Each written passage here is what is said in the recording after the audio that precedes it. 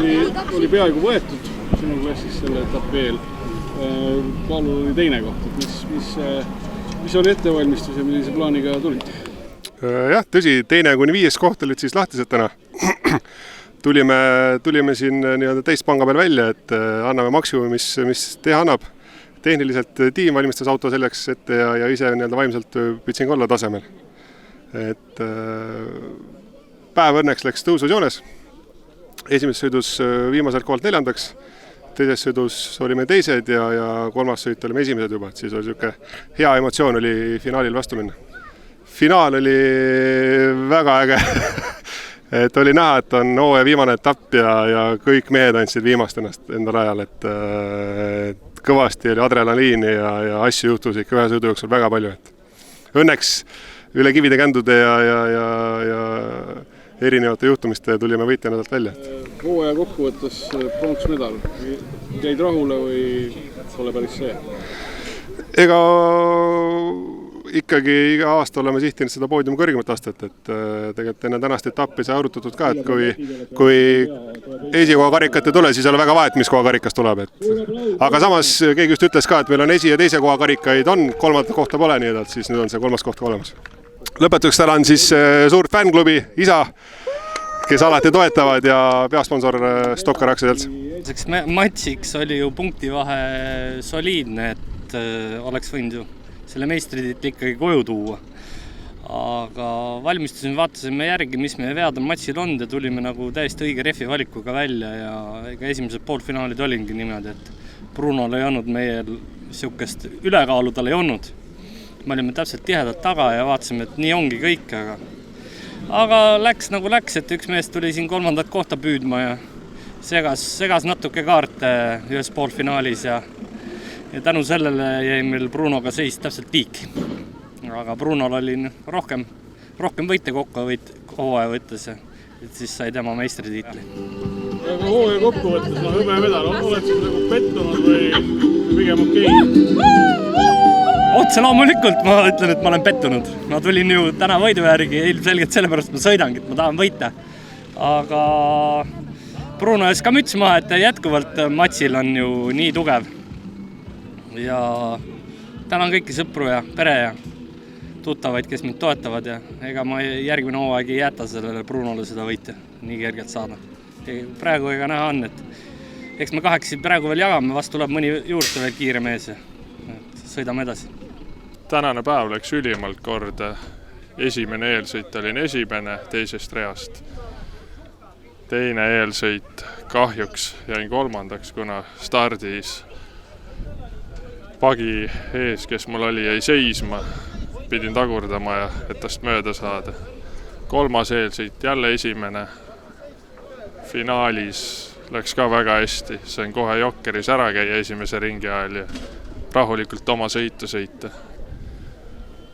Markus hakkas järgi jõudma, aga siis vaatasin, et litsun uuesti gaasi juurde ja tuligi esimene koht ära. Kui keeruline see võistlust füüsiliselt oli täna? Väga keeruline. See rada on alati raske olnud, auke mega palju ja tehnilisi probleeme ka tekib selle pärast, et auto ei käi ka korralikult siis. Aga õnneks tõi esikohale. Aga sooviks tänada kõiki oma toetajaid ja kes abistasid siia rajale mind. Tänane võistluspäev oli minu jaoks selline hästi rahulik võistlus oli, et mul ei olnud nagu väga midagi sukest nagu püüda, et punktid olid olemas. Aga ses mõttes eesmärk oli olemas, et oleks soovinud matši võita, aga see selleks. Võistluspäev läks üle kivide ja kändude, et kahjuks esimesel eelsõidu juhtus see, et ma ajasin Jokkeri ja selle põhiraja segamini, et siis ma käisin kogemata mitu korda Jokkeris ja siis ma sain karistada. Aga ses mõttes edasi teine eelsõit läks suht hästi, olin teine koht. 3. eelsõit olin, see oli vist 4. koht, kindel, jah, 4. koht ja kahjuks oli refi purunemine, et ei saanud nagu hästi autot kontrolli all hoida.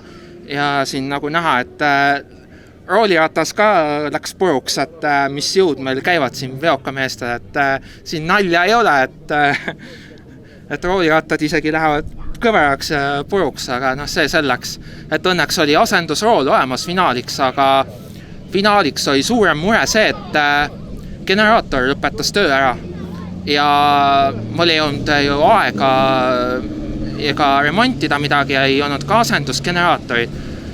Siis jäi ainult loota, et laadime nii palju voolu kui on ja sõitsingi põhimõtteliselt finaalsõidu ilma generaatorita ja ainult aku pealt. Ja ütleme, nii hästi läks, et täpselt viimase, nii kui kinnisse boksi sõitsin, oli juba põhimõtteliselt vool otsas. Et siin juba viimaste ringidel hakkas roolivõim kadus ära, ma ütlen, augud tambivad, rehv läks jälle puruks ja ses mõttes siis jahutus ka lõpetas töö ja läks keema, aga ma olen üliõnnelik, et ma vähemalt selle autoga jõudsin lõpuni ja ma olen väga toetajate ja fännide väga õnnelik, et kõik lootsid, et ikka auto tuleks lõpuni ära. See hooaeg läks hästi, kuna asfaldisõidud siuksed, Raassilla oli ka siuke, see oli minu tugevam rada, et minul oli juba oma seadistus olemas, see läks hästi ja Misso etapp jäi vahele, kuna ma olin kuskil kaugemal ära, et siis kahjuks ei saanud osaleda, aga siis järgmised etapid läksid ka väga hästi, et oli esikohad tulid ka seal järgmiste etappide. Ja siis ma kogusin juba piisavad punktid, et hooaeg oli juba niigi hästi läinud. Ja Smiltene etapp oli, ütleme, üks minu kõige suurematest saavutustest sel aastal, kuna see oli minu esimene Läti võistluse võit ja selle üle olen väga uhke, et selline asi õnnestus sai tehtud, et ei uskunud, et Lätis nii hästi läheb.